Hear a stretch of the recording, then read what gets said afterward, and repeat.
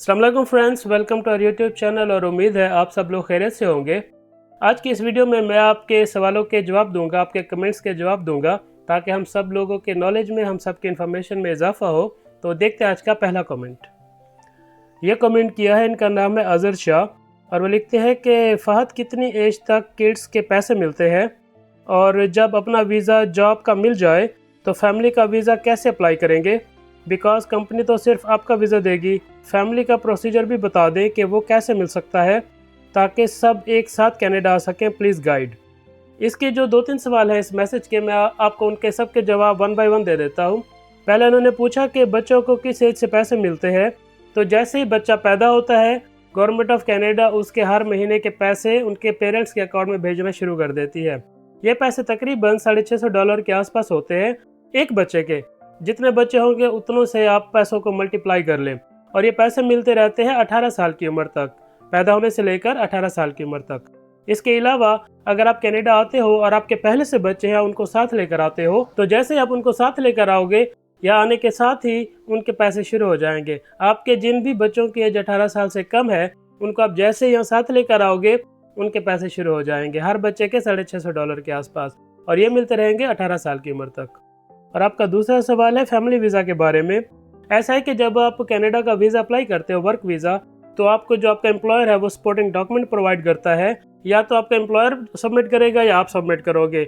In any situation जो visa form होता है ना, लेट्स से कि उसने आपको डॉक्यूमेंट भेजे और आपको कहा कि आप अप्लाई कर दो, सबमिट कर दो वीज़ा इस्लामाबाद VFS ग्लोबल में। तो जो वीज़ा फॉर्म होता है ना, उस फॉर्म में एक जगह पर लिखा होता है कि आप अकेले ट्रैवल कर रहे हो या आपके साथ कोई ट्रैवल कर रहा है। अगर आप साथ वाले ऑप्शन को टिक मार्क करोगे तो फिर आपको बताना पड़ेगा आपके साथ कौन कौन आ रहा है, आपकी वाइफ, आपके बच्चे, पेरेंट्स, बहन भाई, जो भी आपके साथ आ रहा है। तो फिर जब आप फाइल लगाओगे, अपनी वीज़ा फाइल सबमिट करोगे, तो आपको इन सब के डॉक्यूमेंट्स भी साथ में सबमिट करने पड़ेंगे और आप सब लोगों के वीज़े एक साथ आएंगे। और जो फ़ी है, एम्प्लॉयर अगर आपको वीज़ा की फ़ी दे रहा है तो वो सिर्फ आपकी फ़ी पे करेगा, बाकी सब के आप खुद पे करोगे। लेकिन बाकी सबको कोई सपोर्टिंग डॉक्यूमेंट नहीं चाहिए, सपोर्टिंग डॉक्यूमेंट सिर्फ आपको चाहिए, बाकी सब आपके साथ वैसे आ जाएंगे क्योंकि वो फैमिली मेम्बर्स हैं। तो देखते नेक्स्ट कमेंट। ये कमेंट किया है, इनका आइडिया हिडन कंटेंट्स, और वो लिखते हैं कि thank you sir for your answer. मैंने इनका पिछली बार जवाब दिया था इनके कमेंट का, तो उसके लिए थैंक यू कर रहे हैं, यू आर वेलकम। और वो लिखते हैं कि काइंडली ये थोड़ा सा गाइड करें कि डिसेबल्ड लोगों के लिए कनाडा में कौन कौन सी जॉब बेस्ट है और उन पर अप्लाई करने का मेथड भी बता दें, वेबसाइट्स वगैरह। और फिर नीचे इन्होंने अपनी क्वालिफिकेशंस वगैरह लिखी हैं जो कि काफ़ी हाई क्वालिफिकेशंस हैं। इनका मेडिकल डिस्पेंसर टेक्नीशियन का डिप्लोमा इनके पास, एक्सपीरियंस भी है, सब कुछ है। तो ऐसा है, कनाडा में हो सकता है कि कोई ऐसा डिपार्टमेंट भी हो जो डिसेबल्ड लोगों को एकोमोडेट करता हो, सिर्फ इन्हीं को ही यानी कि प्रोसेस करता हो, लेकिन मुझे नहीं पता, हो सकता है कि होगा लेकिन मुझे नहीं पता। इन जनरल जो मुझे पता है कि आप जब भी किसी भी कंपनी में जॉब अप्लाई करते हो तो वो फर्स्ट प्रायोरिटी डिसेबल्ड लोगों को देते हैं ताकि जो हट्टे खट्टे लोग हैं, ये आर्मी के लिए, पुलिस के लिए बच जाएं, वहाँ निकलेंगे। तो वो फर्स्ट प्रायोरिटी डिसेबल्ड लोगों को देते हैं, सेकंड प्रायोरिटी वीमेन को और ओल्ड लोगों को देते हैं, थर्ड प्रायोरिटी पे हम जैसे लोग आते हैं कि जो बाकी बच गए इनको जॉब दो, नहीं तो ये सिक्योरिटी की जॉब में जाए, क्योंकि यहाँ पर लोग आर्मी में नहीं जाते क्योंकि कनाडा दूर है ना, सारी दुनिया से दूर है, तो कौन आएगा हमला करने, बहुत दूर है, तो कोई आता नहीं। तो आर्मी वाले भी ऐसे ही हैं, बस नहीं जाता कोई उस लाइन में। तो कोई स्पेसिफिक मुझे नहीं पता, कोई वेबसाइट, कोई इदारा मुझे नहीं पता, सर्च करना पड़ेगा, ढूंढना पड़ेगा, शायद होगा भी। लेकिन इन जनरल जितनी भी जॉब्स आती है आप सब जॉब्स में अप्लाई करें क्योंकि आपको प्रायोरिटी दी जाएगी। ये यहाँ का सिस्टम ही ऐसे है। तो देखते नेक्स्ट कमेंट। इनका आइडिया HSA विब्स, मुझसे ये पढ़ा नहीं जा रहा, तो वो लिखते हैं कि जॉब पोस्टिंग में लिखा है do not apply if you are not authorised to work in Canada, the employer will not respond to your application. मतलब ये बस कनाडा में रहने वाले के लिए जॉब है। ये ना एक बहुत बड़ी मिसकंसेप्शन है। हालांकि मैं पहले ये काफ़ी बार एक्सप्लेन कर चुका अपने कमेंट वाली वीडियो में, लेकिन लोग नहीं देखते ना, पूरी वीडियो नहीं देखते, तो वो माइंड में रह जाता है सवाल, फिर बार बार एक ही सवाल पूछते रहते हैं, जवाब नहीं देखते उसका। खैर, मैं इसका जवाब फिर से बता देता हूँ। जब भी यहाँ पर कोई जॉब पोस्ट होती है तो वो शुरू में यहाँ के कनाडा में रहने वालों के लिए होती है। जब यहाँ पर कोई आदमी नहीं मिलता तो वो कंपनी गवर्नमेंट से LMIA का लेटर लेती है, फिर वो जॉब बाहर वालों के लिए हो जाती है। अब होता क्या है कि कंपनी उस जॉब की ऐड को अपडेट नहीं करती क्योंकि यहाँ पर जॉब पोस्टिंग पे पैसे लगते हैं कंपनी के, तो वो पैसे बचाने के लिए, टाइम बचाने के लिए ऐड को एज इट इज़ रहने देते हैं, उसके अंदर LMIA डाल देते हैं कि भी अब LMIA भी आ गया है। LMIA आने का मतलब है कि अब ये जॉब बाहर वालों के लिए है। अंदर कुछ भी लिखा है, अंदर ये लिखा है कि बाहर से हायर नहीं करेंगे, ऊपर LMIA लगाया ना, तो अब ये बाहर वालों के लिए है। बात सिर्फ इतनी सी है कि कंपनी बाद में एडिट नहीं करती उस ऐड को, एज इट इज जाने देती है, बस LMIA ऊपर लगा देती है। और ये कॉमन सेंस की बात, ये बिल्कुल ऐसे ही है। मैं आपको एग्जांपल देता हूँ। अगर कोई आदमी अपनी प्रोफाइल में ये लिखे कि मैंने MA किया हुआ है, और आगे से कोई बंदा बैठा वो बोले यार इसने मैट्रिक तो लिखा नहीं, तो पता नहीं मैट्रिक इसने किया है कि नहीं, तो आउट करो इसको। कॉमन सेंस की बात है ना, नहीं बनती है बात। MA मतलब मैट्रिक है तभी तो MA है। इसी तरह से LMIA मतलब ये बाहर के लिए है, अंदर कुछ भी लिखा हो ये बाहर के लिए है। जिस तरह MA वाले ने मैट्रिक कर रखी है, भले वो ना लिखे, LMIA की जॉब बाहर के लिए है, भले वो अंदर कुछ भी लिख दें। आप समझो इस बात को, इन चीज़ों में आप नहीं पढ़ो। LMIA है मतलब कि ये बाहर के लिए है, LMIA नहीं है फिर आप डिस्क्रिप्शन पढ़ोगे कि ये अंदर वालों के लिए है कि बाहर वालों के लिए है। आई होप आपको थोड़ी सी क्लैरिफिकेशन होगी। इन चीज़ों में आप नहीं पढ़ो, सिर्फ ये देखो LMIA है तो बाहर के लिए है। देखते नेक्स्ट कमेंट। ये कमेंट क्या है, इनका नाम है रिजवान अली, और वो लिखते हैं कि सर कनाडा में PR लेने का आसान तरीका क्या है, और क्या वह असाइलम अप्लाई करने पर कितने साल में PR मिलती है। कनाडा में PR लेने का आसान तरीका तो नहीं है, यानी कि अगर आपको यहाँ पर जॉब के थ्रू आना है तो भी आपको एफर्ट करनी पड़ेगी, हार्डवर्क करना पड़ेगा। अगर आपको डायरेक्ट किसी इमिग्रेशन प्रोग्राम में क्वालिफाई करना है तो भी आपके पास स्किल्स, नॉलेज, एजुकेशन, एक्सपीरियंस सब होना चाहिए। आसान तरीका PR लेने का कोई नहीं है। हाँ ये है कि अगर आपके पास बहुत सारा पैसा है तो आप बहुत सी हार्डवर्क से बच जाओगे। आप जॉब ऑफर अप्लाई करके लेने की बजाय ख़रीद के ले लोगे। आप इसी तरह से अगर आप वैसे जॉब पे नहीं आ सकते तो आप यहाँ पर बिजनेसमैन बनकर आ जाओगे। मेरे ख्याल में $5 लाख की इन्वेस्टमेंट करनी पड़ती है। $5 लाख मतलब पाकिस्तान में तो पता नहीं करोड़ों रुपए बनते होंगे, 10-15 करोड़, आई डोंट नो। तो इतनी बड़ी इन्वेस्टमेंट अगर है तो भी आपको ये कोई मेहनत नहीं करनी पड़ेगी, आसान रास्ता है। और ये जो आपने पूछा ना असाइलम वाली बात, असाइलम अब ख़त्म हो चुकी है। असाइलम की कहानी जब से बिल C-12 पास हुआ है ना, असाइलम की कहानी उन्होंने ख़त्म कर दी है। इसी साल पास हुआ है। आप थोड़ा सा ना गूगल पर सर्च करके पढ़ लेना बिल C-12 के बारे में। उसने असाइलम को बम्बू कर दिया। अब असाइलम वगैरह वाला सीन नहीं है यहाँ पर। तो देखते हैं नेक्स्ट कमेंट। इनका आईडी है मेहर जैन ऑफिशियल, और वो लिखते हैं कि सर कनाडा बिजनेस वीज़ा पर आने के बाद वर्क में कन्वर्ट हो जाता है। अगर तो आप बिजनेस टूरिस्ट वाले वीज़े की बात कर रहे हो तो वो ऐसे ही है जैसे नॉर्मल विजिट वीज़ा होता है, तो उसे आप वर्क में कन्वर्ट नहीं कर सकते। अगर आप दूसरे बिजनेस वीज़ा के बारे में बात कर रहे हो जो $5 लाख भर के मिलता है आपको यहाँ आने पर, उसके बाद आप जहाँ पर कैसे जाओगे, आपके तो पास पैसा ही बहुत है ना, तो वो तो फिर कहानी चेंज करनी पड़ेगी आपको।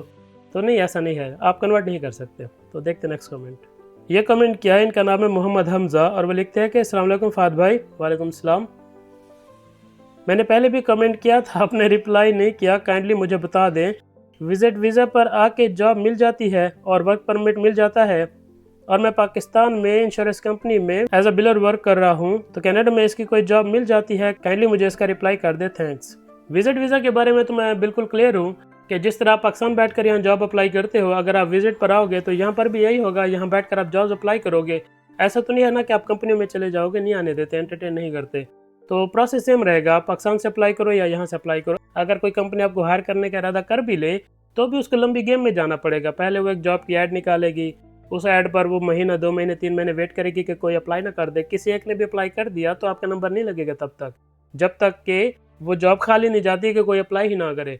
मान लो कि ऐसा एक दिन आ गया कि किसी ने अप्लाई नहीं किया, उस पर महीना, 2 महीने, 3 महीने उन्होंने ऐड चलाई और किसी ने अप्लाई नहीं किया। उसके बाद वो LMIA अप्लाई करेंगे, LMIA निकलेगा, उसके बाद वो आपके सपोर्टिंग डॉक्यूमेंट प्रिपेयर करके आपको देंगे, फिर आप वीज़ा के लिए अप्लाई करोगे। ये सारी कहानी होने में साल लग जाएगा।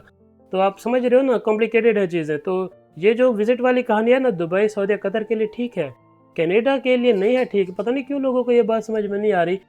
चांस है, मैं मानता हूँ कि चांस है, लेकिन मैं आपको बता रहा हूँ कि चांस है कैसे। आपको मैं अभी पूरा सिस्टम बता रहा हूँ कि कंपनी को आपके लिए क्या क्या करना पड़ेगा। और आपको लगता है कि कंपनियाँ ये सब करेंगी किसी के लिए, मतलब कि उन्होंने ऐड डाली और अगर उन्हें ऐड पर ही कोई बंदा मिल गया तो वो आपको क्यों हायर करेंगे? उन्हें तो बंदे से मतलब है। आप प्रॉब्लम समझ रहे हो ना। आप विजिट पर यहाँ आ गए, आप कंपनी में वॉक इन अप्लाई करोगे तो बैठकर घर से अप्लाई करोगे तो वो वैसे ही है जैसे पाकिस्तान से कर रहे हो। वॉक इन करके निकल गए, कंपनी में पहुँच गए, ट्राई कराए, उन्हें आपका काम अच्छा लग गया, अब उन्हें आपके लिए जॉब बनानी है। वो प्रोसेस वही है, वो ऐड डालेंगे, किसी ने उस पर अप्लाई कर दिया तो आपका तो नंबर नहीं लगेगा, उसी का लगेगा जिसने अप्लाई किया है। आप समझो सिस्टम को, प्रॉब्लम को समझो। दुबई सऊदी की तरह नहीं है ये। मैं हमेशा कहता हूँ कि कनाडा आने के लिए कनाडा का नॉलेज भी होना ज़रूरी है। खाली आपके अपनी जो स्किल्स हैं वो काफ़ी नहीं है, कनाडा का नॉलेज भी ज़रूरी है। ये नॉलेज ना होने की वजह से लोग एजेंटों के पास फंस जाते हैं, पैसे भी गए और नुकसान भी हो गया, टाइम का भी, पैसों का भी। लेकिन फिर भी अगर किसी को विजिट पर आना है तो वो शख्स है जिसके पास 15-20 लाख एक्स्ट्रा पड़ा है, इजाफी पड़ा है, कि उसको 15-20 लाख ज़ाया होने का डर ना हो, क्योंकि यह महंगा है ना। टिकट आप लोगे आने जाने की, टिकट आपको शायद 5-7 लाख 10 लाख की रिटर्न टिकट के साथ मिलेगी। फिर यहाँ पर 1 महीने का रहने का, आपका खाने पीने का, रेंट का खर्चा, ये वो $1000-1500 महीने का वो लगा लो, 6 महीने का विजिट होगा। तो ये मैं 15-20 कम बता रहा हूँ, ज़्यादा लग जाता है इससे। फिर आपको ट्रैवल करके जाना पड़ेगा जॉब पर। लेट्स से कि अगर आप यहाँ रहते हो और आप जॉब अप्लाई करते हो ब्रिटिश कोलंबिया में, तो यहाँ से 3 दिन का रास्ता है, बाय एयर जाना पड़ेगा। बाय एयर टिकट $1000 की आएगी। तो इस तरह के खर्चे हो जाएंगे। जाओगे वहाँ पर इंटरव्यू दोगे, पता नहीं क्या बनता है, फिर वापस आओगे, बहुत कुछ ऐसा। कनाडा पाकिस्तान जैसे थोड़ी ना है कि अगर चलो लाहौर इंटरव्यू है तो आज चले गए कल वापस। कनाडा है भाई 11 मुल्कों जितना बड़ा मुल्क है। एक सूबे से दूसरे सूबे में जाने के लिए आपको फ्लाइट करनी पड़ती है। पाकिस्तान में तो हम ऐसे नहीं करते ना, यहाँ पर और तरह की चीजें हैं। तो विजिट पर आना बहुत महंगा सौदा है। अगर आपके पास वाकई एक्स्ट्रा पैसे, खुले पैसे, तो ठीक है, आप ट्राई कर लो। अदरवाइज अगर किसी ने अपना सोना, जेवर, भैंसें बेच कर आनी है ना, जमीन, अपना प्लाट बेच कर आना है, तो मैं कभी रेकमेंड नहीं करूंगा कि आप ये विजिट वाली ऑप्शन चूज करो। ये बहुत महंगा सौदा है और फिर अंधेरा है आगे। कंफर्म तो है नहीं कि काम मिलेगा, अंधेरा है आगे। ऐसा नहीं कि लाख 1.5-2 का रिस्क है तो ले लिया, ऐसा नहीं है, बड़ा भारी रिस्क है। फिर इसे रिकवर करने में भी इंसान को टाइम लग जाता है। तो मैं ये रेकमेंड नहीं करता। बाकी सबकी अपनी मर्जी है। और जो आपने अपनी जॉब कैटेगरी पूछी है, मुझे उसके बारे में कुछ आइडिया नहीं है। सर्च करना पड़ेगा कि इस काम की जॉब्स है नहीं है, कितनी है, वो देखना पड़ेगा। आप खुद भी गूगल पर सर्च कर सकते हैं, या मुझे ये वाइट कलर जॉब लग रही है तो आप लिंक्डइन पर सर्च करें। वाइट कलर जॉब ज़्यादातर 90% लिंक्डइन पर ही आती है, तो आप खुद भी ट्राई करके देखें। आई होप आपको कुछ ना कुछ तो हिंट मिलेंगे इस जॉब के बारे में। तो देखते नेक्स्ट कमेंट। यह कमेंट किया है, इनका नाम है वकार अहमद और वो लिखते हैं कि अस्सलाम वालेकुम सर। वालेकुम सलाम। It's crucial to ask about utility bills, means electric, gas, water and networking. Anything free among utility bills as from Government of Canada. Beside this, I have heard about Canada that we have to pay taxes on each thing. Is right, sir? Thanks. वो पूछ रहे हैं कि bills के बारे में बताइए। Utility bills, networking मतलब इंटरनेट, फ़ोन वगैरह का बिल, और वो पूछ रहे हैं कि टैक्सेस देने पड़ते हैं। बिल्स का तो यह है कि यहाँ पर गर्मियों में कम बिल आता है, 100-150 तक बिल आ जाता है, और सर्दियों में ज़्यादा बिल आता है क्योंकि हीटर चलते हैं तो 300 तक बिल आ जाता है। और जो इंटरनेट का आपने पूछा, घर का इंटरनेट अगर आप लगाओगे तो वो $60-70-80 का हो जाता है।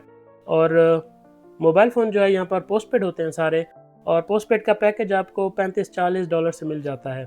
तो ये आपके फ़िक्स खर्चे हैं। और जो आपने टैक्स का पूछा, तो जी हाँ, यहाँ पर टैक्सेस होते हैं, हर चीज़ पर टैक्स आपको पे करना पड़ता है। और जो टैक्स की स्टार्टिंग जो नंबर है, स्लैब है, वो है तकरीबन 20%। जो टैक्स से शुरू होते हैं ना, तकरीबन 20% से शुरू होते हैं। तो देखते हैं नेक्स्ट कमेंट। यह कमेंट किया है, इनका नाम है सलमान और वो लिखते हैं, मैंने सुना है इवन आपको अगर ब्लू कलर जॉब ऑफर मिल जाती है जो कि Canadian employer work experience require नहीं करता, लेकिन कैनेडियन एम्बेसी देखती है अगर आपके पास एक्सपीरियंस नहीं है इस जॉब के लिए जिसके लिए आप जा रहे हो, they don't give you work visa to fly to Canada. Is it true the same problem I heard going on in EU countries when you apply for a work visa in European countries? ऐसा है कि जब आपका Canada का visa apply होता है, अगर आपका वीज़ा डायरेक्ट अप्लाई हो रहा है ना, किसी इमिग्रेशन प्रोग्राम में अप्लाई नहीं हो रहा, तब गवर्नमेंट आपके लिए वही रिक्वायरमेंट देखेगी जो आपके एम्प्लॉयर ने पब्लिश की थी ऐड के अंदर। उसने अगर एक्सपीरियंस नहीं मांगा तो बिना एक्सपीरियंस के आपका वीज़ा लग जाएगा, और अगर उसने ऐड में एक्सपीरियंस मांगा था तो आपको एक्सपीरियंस का लेटर लगाना पड़ेगा वीज़ा फाइल में। लेकिन जब आप किसी इमिग्रेशन प्रोग्राम के थ्रू वीज़ा अप्लाई करते हो, तो हर प्रोग्राम की अपनी एक रिक्वायरमेंट है मिनिमम एक्सपीरियंस की। जैसे कि AIP में मिनिमम वर्क एक्सपीरियंस है 1 साल का, यानी कि अगर आपको अटलांटिक के प्रोविंसेस में से कोई एम्प्लॉयर एक जॉब पर हायर करता है जिस पर उन्होंने नो एक्सपीरियंस लिखा था, तो आपको जॉब ऑफर तो मिल जाएगा। लेकिन जब आप AIP के थ्रू वीज़ा अप्लाई करोगे, तो AIP की रिक्वायरमेंट है कि आपके पास उस काम में 1 साल का एक्सपीरियंस होना चाहिए जिसके लिए आप वीज़ा अप्लाई कर रहे हो। तो वहाँ पर आपका वीज़ा रिजेक्ट हो जाएगा अगर आपके पास 1 साल का एक्सपीरियंस नहीं है सेम जॉब का, जिस जॉब के लिए आपको जॉब ऑफर भी मिल चुका है और जॉब ऑफर में एडवर्टीजमेंट में कोई रिक्वायरमेंट भी नहीं थी एक्सपीरियंस की। तो हाँ, आपका सवाल ठीक है, लेकिन ये पार्शियली ठीक है। ये कंडीशन उन वीज़ाज पर लगती है जहाँ पर आप किसी इमिग्रेशन प्रोग्राम के थ्रू आप वीज़ा अप्लाई करते हो। जब आप डायरेक्ट अप्लाई करते हो तब ऐसी कोई कंडीशन नहीं है। और जो आपने यूरोपियन कंट्रीज़ का पूछा, उसके बारे में मुझे आइडिया नहीं है, सॉरी। तो देखते हैं नेक्स्ट कमेंट। इनका आइडिया है वॉ पेट्स क्रश और वो लिखते हैं कि अस्सलाम वालेकुम। वालेकुम सलाम। आपको अगर डेटा दिया जाए तो क्या आप कैनेडियन पैटर्न के रिज्यूमे बना देते हैं मुनासिब फी लेकर? नहीं, ऐसा है कि आप कितनी सीवीज बनाओगे, कितनी बार पैसे खर्चोगे, आप मतलब कितनी बार पैसे फूकोगे CV बनाने पे? आप खुद एक बार सीख लो, क्योंकि आपको हर जॉब के लिए अलग CV बनानी है। लेट्स से कि अगर आप 1 महीने में 3-4 जॉब्स अप्लाई कर रहे हो तो आपको 3-4 बार CV बनाने के पैसे भरने पड़ेंगे। लेकिन अगर आप खुद CV बनाना सीख लेते हो एक बार, तो आपके लिए CV बनाना बिल्कुल फ्री है ना। और मैं फिर से कह रहा हूँ, आपको हर जॉब के लिए अलग से CV बनानी होती है, आप एक ही CV कॉपी पेस्ट नहीं करोगे। जैसी जॉब डिस्क्रिप्शन होगी उसके मुताबिक आप CV में एडिटिंग चेंजेस वगैरह करके सब कुछ करके फिर अप्लाई करोगे। इस तरह से तो आपको बहुत ज़्यादा CVs बनवानी पड़ेंगे, बहुत ज़्यादा पैसे लगाने पड़ेंगे। इसलिए इस ऑप्शन में बिल्कुल ना आ जाए, इसको कंसीडर ही ना करें, माने कि एग्जिस्ट ही नहीं करती कि आप किसी को पैसे देकर CV बनवाओ। आप CV बनाना खुद सीख लें, अपनी CV खुद बनाएं, आपसे बेहतर आपकी CV कोई नहीं बना सकता। तो देखते हैं नेक्स्ट कमेंट।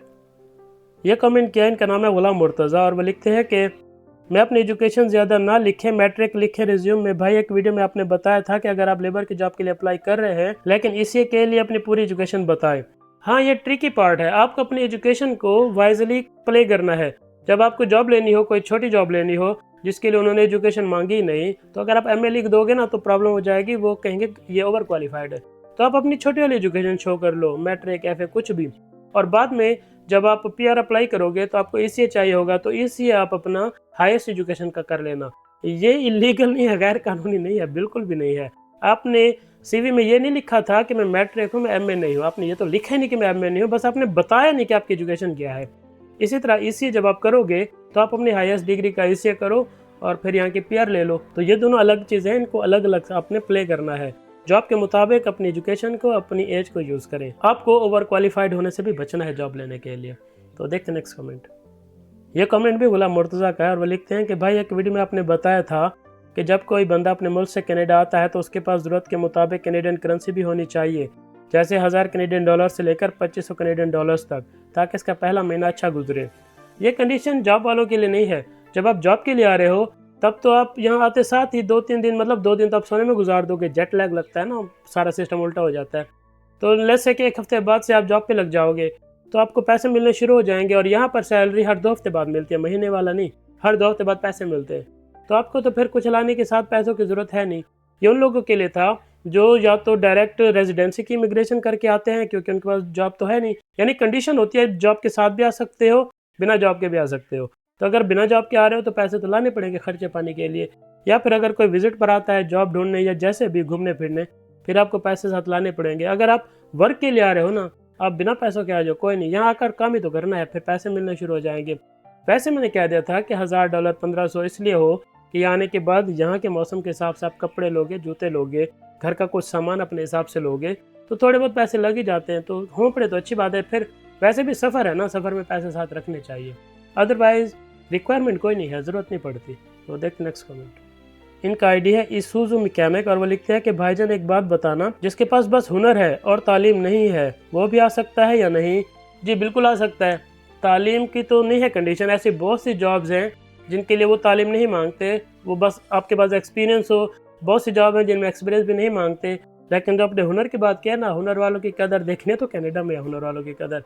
प्रॉब्लम बस एक ये है कि यहाँ पर बहुत से हुनर रेगुलेटेड है, जिसके लिए आपको या तो सर्टिफिकेट चाहिए या लाइसेंस चाहिए। अदरवाइज जो प्रोफेशन रेगुलेटेड नहीं है ना, उनमें तो लोग बिना तालीम के सब कुछ ऐसे आ जाते हैं, बस नोट छापते हैं फिर। तो ये थोड़ा डिफिकल्ट सिस्टम है कि आपके पास भले ही जितना अच्छा नॉलेज हो, जितना भी आप माहिर हो, काबिल हो, लेकिन अगर आपके पास कनाडा के लिए वो सर्टिफिकेट नहीं है जो कनाडा को चाहिए, तो फिर ये लोग वीज़ा नहीं निकालते। थोड़ा है प्रॉब्लम यहाँ पर। तो इसका एक सोल्यूशन ये भी है कि आप आने के लिए कोई ऐसी जॉब चूज़ कर लें जिसके लिए नो एजुकेशन नो एक्सपीरियंस चाहिए। तो आप यहाँ आने के बाद अपने जो आपका हुनर है उसके मुताबिक थोड़ी पढ़ाई कर लेना, उसका इम्तहान पास करके उसका सर्टिफिकेट ले लेना और फिर अपनी लाइन में मूव कर जाना। ये एक ऑप्शन हो सकती है। बात वही है कि मेहनत करनी पड़ेगी, चाहे वो मेहनत फिजिकल हो, चाहे वो पढ़ाई करके दिमाग की मेहनत हो, मेहनत करनी पड़ेगी। अगर अपनी लाइफ बदलनी है तो मेहनत तो करनी पड़ेगी। तो देख नेक्स्ट कमेंट। ये कमेंट किया है, इनका आइडिया अकवाल ज़री अनवर और वो लिखते हैं सर मज़हब के एतबार से कैसा है? कनाडा में सारे बाहर से आए हुए लोग हैं, तो यहाँ पर मज़हब की टॉलरेंस बहुत ज़्यादा है। मज़हब के प्रॉब्लम्स है अमेरिका में और यूरोप के किसी एक आध मुल्क में है जो पर्दे के खिलाफ, बुरके के खिलाफ लगे हुए हैं। कनाडा में सारे बाहर से आए हुए लोग हैं, ज़्यादातर बाहर से आए हुए लोग हैं, तो सारे मज़हब मिक्स होकर रहते हैं। तो यहाँ पर ऐसा मज़हब वाला कोई सी नहीं है। तो हम भी यहाँ रह रहे हैं, इस पूरे इलाके में सिर्फ हम मुसलमान हैं, जहाँ मैं रहता हूँ ना सिर्फ हम ही है। तो सब पीसफुली रहते हैं, खुशी से हंस खेल के रहते हैं, तो ऐसा कोई सी नहीं है। देखते हैं नेक्स्ट कमेंट। ये कमेंट है HSA वाइब्स, इनका आइडिया मुझसे ये पढ़ा नहीं जा रहा ठीक से। तो कहते हैं कि अस्सलाम वालेकुम भाई। वालेकुम सलाम।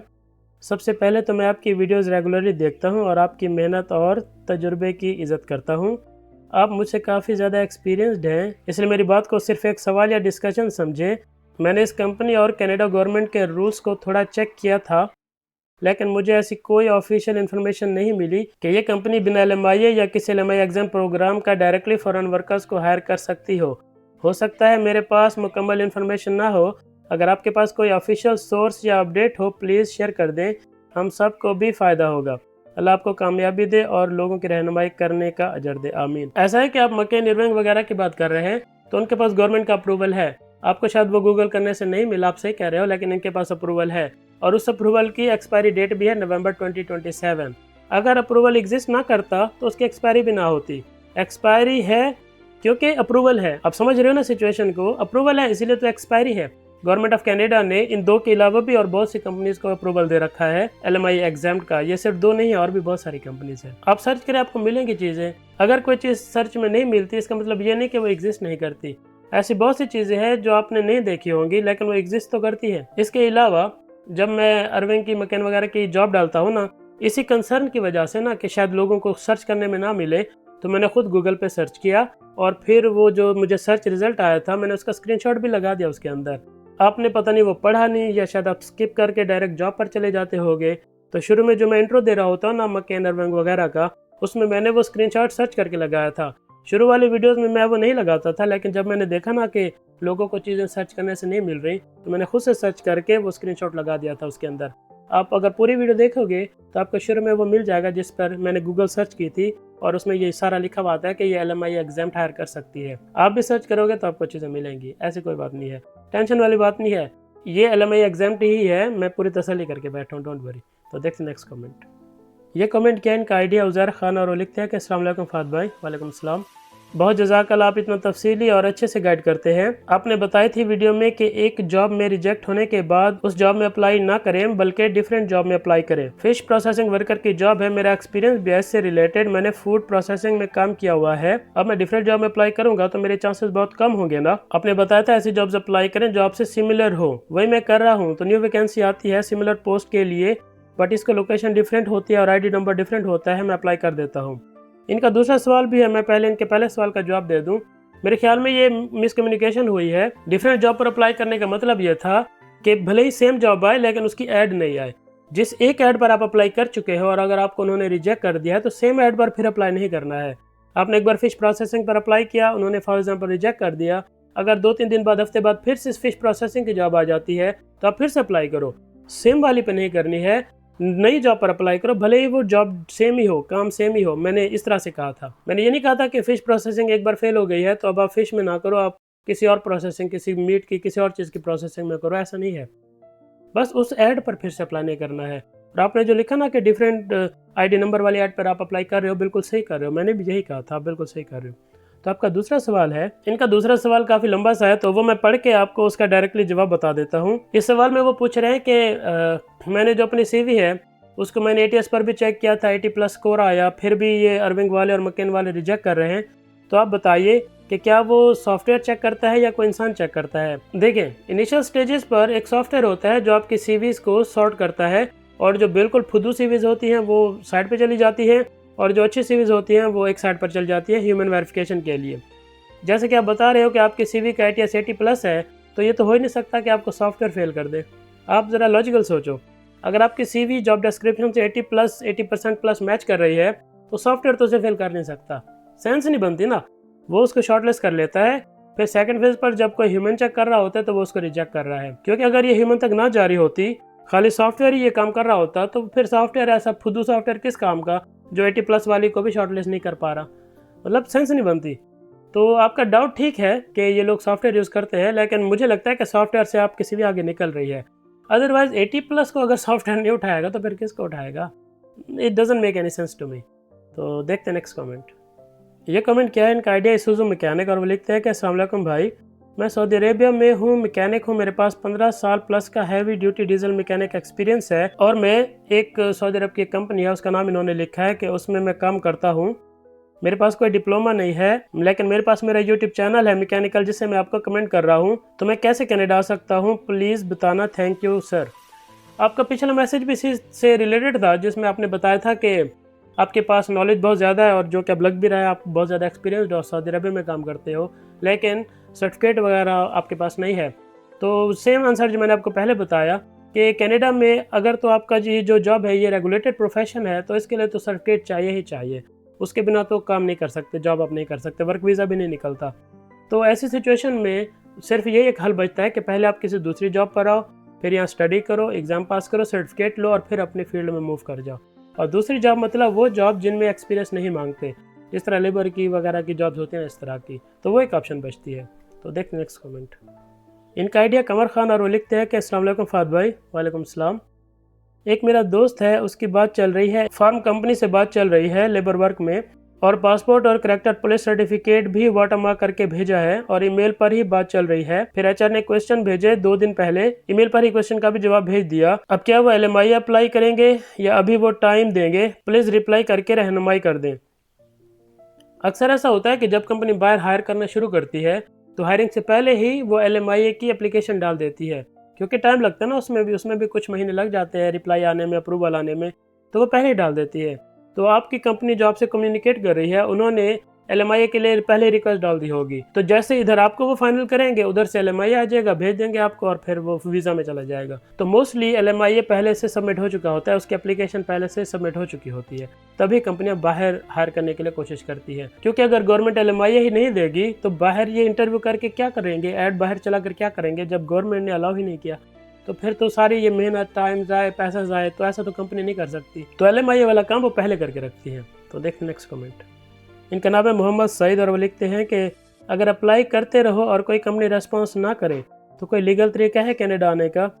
हाँ, काफ़ी लीगल तरीके हैं कनाडा आने के। अगर आपकी यहाँ पर किसी फ्रेंडशिप हो जाती है गोरी से, आप शादी करके आ सकते हो, लीगल है ये। या फिर अगर आपके पास पैसे हैं तो आप विजिट वीज़े पर यहाँ आ सकते हो, और आपको अगर लगता है कि आपको काम मिल जाएगा तो ठीक है, आप विजिट पर एक ट्राई कर सकते हो। इसके अलावा अगर आपको लगता है कि आपकी एज, क्वालिफिकेशन, एक्सपीरियंस की वजह से आप इमिग्रेशन पास कर लोगे तो आप डायरेक्ट इमिग्रेशन प्रोग्राम अप्लाई कर सकते हो। एक्सप्रेस एंट्री है, SINP है, न्यूफाउंडलैंड का भी एक प्रोग्राम है, मुझे अब याद नहीं आ रहा। तो काफ़ी ऐसे प्रोग्राम्स हैं जो बिना जॉब ऑफर के आपको चेक करने देते हैं कि आप क्वालिफाई कर सकते हो या नहीं। अगर आप क्वालिफाई कर सकते हो, फाइल लगा दो, आपका डायरेक्ट रेजिडेंसी वीज़ा आ जाएगा।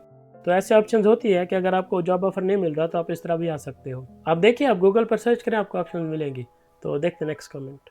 यह कमेंट किया, इनका नाम है सलमान और वो लिखते हैं कि if you write we have experience but in reality we do not know how to cut meat with a knife properly after we start a job in Canada, will that provide a bad thing for us in any shape or form? ऐसा नहीं होता, क्योंकि आपने for example लिख दिया कि आपको butcher का काम आता है और आपको इस बात पर जॉब ऑफर मिल गया, अब आप वीज़ा अप्लाई करोगे। वीज़ा आने में 4-6 महीने लगते हैं। तो जब आपके पास जॉब ऑफर आ गया, आपने वीज़ा सबमिट कर दिया, अब आपने पाकिस्तान में और तो कोई काम नहीं करना। अब आप जाओगे सीधा कसाई के पास काम सीखोगे। तो यहाँ आने से पहले आप बिल्कुल टाइट हो गया होगे। कोई भी जॉब है, कोई भी ऐसा काम जो आपको बिल्कुल नहीं आता, वेल्डर का काम है, कोई भी काम है, जब आपको उसका जॉब ऑफर मिल गया ना, फिर जो वो 4-6 महीने वीज़े पे लगेंगे उसमें आप बस यही करोगे, बस काम सीखोगे।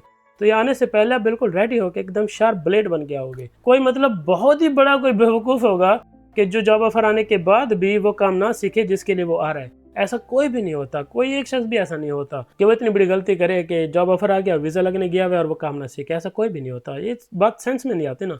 तो लोग आने से पहले अपनी लैंग्वेज सेट कर लेते हैं, अपना काम सेट कर लेते हैं, सब सेट कर लेते हैं। तो देख नेक्स्ट कमेंट। ये कमेंट किया है, इनका नाम है अमीन नासिर और वो लिखते हैं कि अस्सलाम वालेकुम, काइंडली सर हमें बताएं कि अगर पाकिस्तान से इंटर के बाद क्या कोई डिप्लोमा करना पड़ता है या नहीं कनाडा में वेयर हाउस जॉब करने के लिए, और ये भी बताओ कि टोटल पैसा कितना लगेगा वेयर हाउस जॉब के लिए, तफसील से बताइए। ऐसा है कि वेयर हाउस का काम रेगुलेटेड नहीं है, तो आपके पास एजुकेशन हो या ना हो या जितनी भी हो, आप यहाँ पर वेयर हाउस के काम के लिए आ सकते हो। और दूसरा, जो आपने पैसों की बात पूछी, तो पैसों के ऊपर मैंने एक वीडियो बनाई है जिसमें आपके 3 खर्चे होते हैं जो आप ही को करने हैं, वो आप वीडियो देख लेना, उसका लिंक आपको मेरे चैनल पर मिल जाएगा। और जो बाकी वीज़ा और टिकट का खर्चा है, ये इंटरव्यू में क्लियर होता है कि ये आप कर रहे हो कि कंपनी कर रही है, या अगर आप नहीं करना चाहते तो कंपनी करेगी, बाद में सैलरी से काटेगी। ये सारी बातें इंटरव्यू में होती है, लेकिन जो 3 खर्चे आपको करने ही करने हैं उस पर आप वीडियो देख लेना। तो देखते हैं नेक्स्ट कमेंट। ये कमेंट किया, इनका ID है एनातोली और वो लिखते हैं कि thanks bye, finally you made a video on our request, but brother in case किसी जगह जॉब भी तो हो सकती है, अगर हम डायरेक्ट कंपनी के पास जाएं जो जॉब्स आप बताते हैं वैसे जॉब्स का कोई चांस नहीं। ऐसा है कि यहाँ पर जब आप जॉब अप्लाई करते हो ना, तो ऐसा नहीं कि आप कंपनी में चले जाओगे और वो आपकी सीवी ले लेंगे, जिसको वॉक इन बोलते हैं ना। वॉक इन की अगर ऐड छपी होगी कि वॉक इन इंटरव्यू हो रहे हैं, तभी आप वॉक इन करके जाओगे। दुबई सऊदी की तरह ऐसे नहीं कि सीवी उठाई, प्रिंट कराए, कंपनी में दे के आ गए, वो वाला सीन नहीं है। यहाँ पर एंटरटेन नहीं करते। ये बिल्कुल अलग दुनिया है, हम किसी और दुनिया में जी रहे हैं। तो यहाँ पर अगर आप विजिट पर आते हो, तो जो भी जॉब्स आप ऑनलाइन अप्लाई करते हो वो बिल्कुल ऐसे ही है जैसे आप पाकिस्तान में बैठ के कर रहे हो, उसका तो कोई फ़ायदा नहीं होगा। हाँ, जहाँ पर अगर कोई वॉक इन आ जाए तो आप अपनी सीवी उठा कर लेकर चले जाओ, वॉक इन कर लो, तो वो एक ऑप्शन आपके पास होती है। या अगर आपके पास कोई स्किल है और आपको लगता है कि मैं अपनी स्किल दिखाकर कंपनी को इम्प्रेस कर लूँगा, फिर वो मेरे लिए वो सारी एफर्ट मारेगी जो मैंने इस वीडियो के शुरू में एक और कमेंट के जवाब में बताई थी, तब तो ठीक है। अदरवाइज़ ये एक बहुत बड़ी मिसअंडरस्टैंडिंग है कि आप विजिट पर कनाडा आओ और फिर जॉब मिल जाती है। यह क्योंकि हमारा एक्सपोजर है ना दुबई सऊदीया का, तो हमारा माइंड वैसे बन गया हुआ है। यहाँ पर विजिट पर जॉब कराने के लिए आपको 100 बार सोचना पड़ेगा, पैसा बहुत ज़्यादा लग जाएगा, आउटपुट उतना है नहीं, टेंशन अलग से होगी। मैं ये नहीं कहता कि जॉब मिल नहीं सकती, मिल सकती है, चांसेस कम है, पैसा ज़्यादा लग जाता है। अगर आपके पास 4 पैसे खुले हैं तो आपको आना चाहिए, क्योंकि चांस अगर 1% भी हो तो ट्राई करना बनता है। और विजिट में यहाँ आकर जॉब लेने का चांस 1% से तो ज़्यादा ही है। तो अगर आपके पास है 4 पैसे तो ठीक है, आप आ जाओ, ट्राई कर लो, ये ऑप्शन भी है। मैं इसे मना नहीं करता, मैं बस ये कहता हूँ कि घर के जेवर, जानवर, ज़मीन का टुकड़ा बेच कर ना हो। मैं बस ये कहता हूँ आप लोगों से, क्योंकि ये वर्थ इट नहीं है। ऐसा नहीं है कि आपको रिजल्ट मिलेगा ही मिलेगा, वो चीज़ नहीं है इस विजिट के हवाले से। तो देखते हैं नेक्स्ट कमेंट। यह कमेंट किया है रिजवान अहमद ने और वो लिखते हैं कि अस्सलाम वालेकुम। वालेकुम सलाम। मैं एक सोशल मीडिया पर वीडियो देख रहा था जिसमें वो बता रहा था कि आप कनाडा विजिट पर आएँ और यहाँ आके असाइलम फाइल कर दें, और जब तक आपकी असाइलम का फैसला नहीं होता उस दौरान गवर्नमेंट आपको इजाज़त देती है काम करने की। तो क्या ऐसा है? क्या इस बात में कोई वजन है या ये सब फ्रॉड है? इसकी तस्दीक कीजिएगा। ये बात सच है, लेकिन ये तब तक सच थी जब बिल C-12 नहीं आया था। जब से बिल C-12 पास हुआ है, ये सारे ऑप्शन बंद हो गई हैं। पहले सब लोग, सिर्फ हमारे देसी नहीं, अफ्रीका के सब लोग, कहीं से भी कोई भी आता था तो वो लास्ट ऑप्शन यही रखता था कि अगर मेरा कुछ ना बना तो मैं फिर असाइलम लगा के यहाँ पर इस तरह से आ जाऊँगा, ठीक है, देखी जाएगी। लेकिन गवर्नमेंट इस चीज़ को काफ़ी अरसे से मॉनिटर कर रही थी और फाइनली वो एक पका पकाया तैयार करके बिल लेकर आ गए, बिल C-12। उसने असाइलम की वाट लगा दी है। अब असाइलम वगैरह भूल जाओ, ये ऑप्शन अब रही नहीं। आपने जो वीडियो देखी है शायद पुरानी होगी, अब ऐसी कोई सी नहीं है, असाइलम की कहानी ख़त्म हो चुकी है। तो देखते नेक्स्ट कमेंट। ये कमेंट किया, इनका नाम है अवैस चौधरी और वो लिखते हैं कि अस्सलाम वालेकुम भाई। वालेकुम सलाम। कनाडा जाते वक्त क्या क्या चीज़ें साथ लेकर जाना चाहिए, लाइक कपड़े, जूते, etc, डिटेल बता दें। आप सिर्फ सफ़र के हवाले से सोच कर आएँ कि सफ़र में जो कपड़े जूते पहनेंगे बस वही, क्योंकि अगर आप कनाडा सर्दियों में आ रहे हैं, यानी कि अगर आप अक्टूबर नवंबर से लेकर मार्च अप्रैल के बीच में आ रहे हैं, तो आप पाकिस्तान से जो भी कपड़े लाओगे वो नहीं चलने। घर के अंदर तो आप पहन सकते हो, सेंट्रल हीटेड होता है, बाहर नहीं चलने वो कपड़े। बाहर आपको यहीं के जैकेट, यहीं के जूते ही चलेंगे। पाकिस्तानी कपड़ों में वो सर्दी सहने की बात ही नहीं है जो यहाँ पर होती है। लेकिन अगर आप गर्म महीनों में आ रहे हो, यानी कि मई से लेकर सितंबर तक, फिर पाकिस्तानी कपड़े चल जाते हैं यहाँ पर। तो ये डिपेंड करता है आप ट्रैवल कब कर रहे हो। अगर आप गर्मी महीनों में ट्रैवल कर रहे हो तो ले आओ पाकिस्तानी कपड़े। अगर आप ठंडे महीनों में ट्रैवल कर रहे हो तो सिर्फ ट्रैवल जितने कपड़े जूते ले आओ, बाकी यहीं आकर आप ले लेना। पाकिस्तानी माल नहीं चलता। मैं जब यहाँ आ रहा था तो मैं सर्दी में आया था, तो मैं थर्मल लाया था पाकिस्तान से। वो जो बॉडी के अंदर थर्मल नहीं पहनते वो लाया था। मेरे ख्याल में कोई स्वीटी कंपनी, पता नहीं, कुछ पॉपुलर कंपनी है, उसके थर्मल लाया था। थर्मल नहीं चले। एक पहना फिर भी सर्दी, दो पहने फिर भी सर्दी, दो से ज़्यादा पहन नहीं सकते, फिर ऊपर कपड़े नहीं पूरे आते, तो थर्मल चले ही नहीं। तो मुझे यहाँ पर वॉलमार्ट से थर्मल लेने पड़े। वो ऐसे कमाल के थर्मल थे, बहुत पतले थे, एक ही पहनो, बॉडी फुल गर्म। तो वो ये मैं खुद एक्सपीरियंस करके बैठा हूँ। पाकिस्तानी माल नहीं चलता यहाँ पर। तो देखते हैं नेक्स्ट कमेंट। इनका idea mister Roblox and mister Minecraft, और वो लिखते हैं कि अस्सलाम वालेकुम सलाम, hope you doing well. Sir, मैंने एक यूट्यूबर की वीडियो देखी जो कह रही है कि लोग कनाडा से मूव कर रहे हैं क्योंकि वहाँ बहुत मुश्किल है हर तरह से, like weather, salary, house, grocery और मेडिकल, सब बहुत महंगा है और इमरजेंसी में डॉक्टर नहीं होते। मैं आपको वो चैनल भी बता दूँ, प्लीज़ वीडियो में जवाब दें। उसका नाम है, फिर आगे इन्होंने चैनल का नाम लिखा है, मैं वो पढ़ना नहीं चाहता क्योंकि मैं उस चैनल की वीडियो बहुत पहले देख चुका हूँ और मैं इस तरह के लोगों को बिल्कुल भी प्रमोट नहीं करता। ये चैनल झूठ से भरा पड़ा है। मैंने एक बार बहुत अरसा पहले एक इसकी वीडियो देखी थी जिसमें ये बताया जा रहा था कि घर बैठे पैसे कमाइए, और डॉलर भी बहुत से उसमें थंबनेल में शो किए हुए थे। तो मेरी जिस तरह आदत है रिसर्च करने वाली, तो मैंने वो पूरा मेथड जो है वो पूरा प्रोसेस फॉलो किया। सारा झूठ निकला, कहीं पर ऑप्शन ही नहीं आई पैसे बनाने की। पैसे भरने की ऑप्शन आई थी कि आप साइन अप करो तो इतनी फ़ीस लगेगी, उसके बाद आपको ये चीज़ें। झूठ था वो, मतलब वो पैसे कमाने के बजाय पैसे लुटाने वाला सिस्टम था। तो वो दिन था, मैं समझ गया कि ये फ्रॉड है, तो मैं तो नहीं देखता ऐसी चीज़ें। आप अपनी तसल्ली के लिए ना, मैं सबको नहीं बता रहा इसका नाम, जिन्होंने आपने ये जो मैसेज किया, आप खुद इनका चैनल के थंबनेल्स देख लेना। बहुत झूठ, बहुत फ्रॉड भरा हुआ है उसमें, पैसे कमाएं, ये करें वो करें, सब ड्रामा है। मतलब वही है ना, जिस तरह दुनिया में चल रहा है ना। मैं एक वीडियो बनाता हूँ ताकि लोगों को इन्फॉर्मेशन मिले, देखते नहीं लोग, लेकिन जिस तरह से झूठ बोलते हैं लोग, झूठे थंबनेल, पैसे छाप लो, ये कर लो वो कर लो, वो देखी जा रहे हैं। तो अब लोगों की तबीयत ऐसे तो क्या कर सकते हैं। बहरहाल इस पर्टिकुलर यूट्यूबर को मैं देख चुका हूँ, मुझे पता है, और सारा झूठ है उसमें। तो जो आप बात कर रहे हो ना, वो भी झूठी बोले इसने। मेडिकल उसने लिखा कि मेडिकल पर खर्चा होता है, मेडिकल तो है फ्री, किस बात का खर्चा, इसी से आप अंदाज़ा लगा लो। तो ऐसे ही बस झूठ है सब। देखते हैं नेक्स्ट कमेंट। ये कमेंट किया है, इनका नाम है आमना राजपूत, और वो लिखती हैं कि अस्सलाम वालेकुम सर। वालेकुम सलाम। क्या हस्बैंड और वाइफ सेम जॉब पर अप्लाई कर सकते हैं, और क्या पॉसिबिलिटी है कि दोनों सेम पोस्ट पे जॉब मिल जाएगी, और आप क्या सजेस्ट करते हैं, सेम जॉब पर दोनों अप्लाई करनी चाहिए? अगर वैकेंसी एक से ज़्यादा है तो सेम जॉब पर अप्लाई करें, और दोनों अपनी सीवीज में थोड़ा थोड़ा डिफरेंस रखें। इस तरह से आपके अप्रूवल के चांसेस बढ़ेंगे। और अगर जहाँ पर भी जॉब्स एक से ज़्यादा होंगी, वहाँ पर दोनों हस्बैंड वाइफ आ सकते हैं। जहाँ पर सिर्फ एक ही जॉब वैकेंसी है, वहाँ पर आप दोनों में से कोई एक अप्लाई करें जिसके हायर होने के चांसेस ज़्यादा हों। कुछ अर्सा पहले मेरी कंपनी में भी, जहाँ पर मैं जॉब करता हूँ, वहाँ पर दो हस्बैंड वाइफ को जॉब मिली थी। दोनों को साथ ही में एक ही जगह पर, एक ही डिपार्टमेंट में जॉब मिल गई, और वो फिलीपींस से आए थे। तो मैं तो ये अपनी आंखों से देख कर बैठा हूँ कि कंपनी हस्बैंड वाइफ दोनों को हायर भी करती है। बस डिपेंड ये करता है कि वहाँ वैकेंसी दो से ज़्यादा, एक से ज़्यादा होनी चाहिए, ताकि वो दोनों को एकोमोडेट कर ले। तो जी हाँ, ये बिल्कुल सही है, दोनों को एक साथ जॉब मिल जाती है। और दूसरी बात ये कि अगर आप में से किसी एक को भी जॉब मिलेगी तो दूसरा तो वैसे साथ आ जाएगा ना, वो वीज़ा तो वैसे मिल जाएगा। तो जब आप यहाँ आ जाओगे, फिर अब जिसकी जॉब लगी है वो अपनी कंपनी में बात कर सकता है कि मुझे अपनी वाइफ को, या आप बोलोगे मुझे अपने हस्बैंड को भी यहाँ काम कराना है। तो वो जैसे वैकेंसी वहाँ पर बनेगी या अवेलेबल होगी तो बुला लेंगे, बनेगी तो वो आपको कह देंगे कि हाँ ठीक है, आप बुला लो इनको। तो इस तरह से होता है। कनाडा में बंदों की ज़रूरत है, और यहाँ के लोग, यहाँ की कंपनीज बहुत ज़्यादा सपोर्ट भी करती है। तो आप हाँ, एक ही जॉब पर आप दोनों अप्लाई भी कर सकते हो अगर वैकेंसी ज़्यादा है। और आप इस बात की टेंशन ना लो कि एक का हो गया दूसरे का ना हुआ तो क्या सीन है, दोनों को वीज़ा मिलेगा। आप दोनों साथ में ही रहोगे या साथ में ही आओगे। तो देखते हैं नेक्स्ट कमेंट। इसके अलावा ऐसे बहुत से कमेंट्स हैं जिसमें आप लोगों ने मुझे दुआएं दी, आपकी वेल विशेस का, आपकी दुआओं का बहुत शुक्रिया। और थोड़े बहुत नेगेटिव कमेंट भी आए, लेकिन मैं उनको इग्नोर कर देता हूँ, क्योंकि मुझे पता होता है कि ये सिर्फ और सिर्फ इन्फॉर्मेशन की कमी की वजह से हुआ है। लोग रिसर्च करते नहीं है, सुनी सुनाई बातों में आ जाते हैं, तो इसलिए लोग इस तरह के कमेंट कर देते हैं। अदरवाइज़ मैं अपनी हर चीज़ रिसर्च के बाद बताता हूँ, तो मैं अपने अंदर से बिल्कुल मुतमईन होता हूँ कि जो मैं बात कर रहा हूँ वो सच है, सही बात कर रहा हूँ। तो इसी तरह की इन्फॉर्मेटिव वीडियोज़ इन फ्यूचर देखने के लिए काइंडली कमेंट करते रहें, सवाल पूछते रहें, ताकि हम सबके नॉलेज में इजाफा हो, क्योंकि कनाडा आने के लिए आपके पास कनाडा का नॉलेज होना भी ज़रूरी है। वीडियो को एंड तक देखने का बहुत शुक्रिया। Thank you so much.